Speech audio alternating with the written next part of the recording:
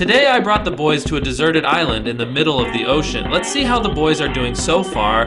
Chris, grab onto the tent. It's about to fly away. Chandler, shut up. I am trying my absolute best here. I am trying my absolute best to set up this camp, but I am being annoyed by Chandler so much. I don't know what Chandler did wrong, but I think he is chill man. Chris just doesn't understand. Man, all I am trying to do is give Chris advice. Chris is such a meanie.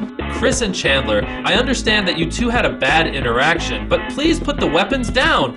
Oh my gosh, the waves are taking Chris and Chandler away. Ah, Chris, we're stuck in the ocean. We have to swim back to shore. Well, since Chandler and Chris are going to be gone for a while, I guess we will have to just set up tent by myself.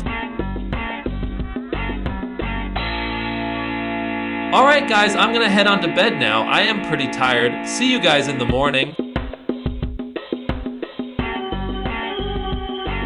What the heck? Why is my tent flying away? Why is there a huge storm taking my tent away? Don't worry, Jimmy. Me and Chandler will help you make another tent. Let's grab that last emergency tent and really make it perfect.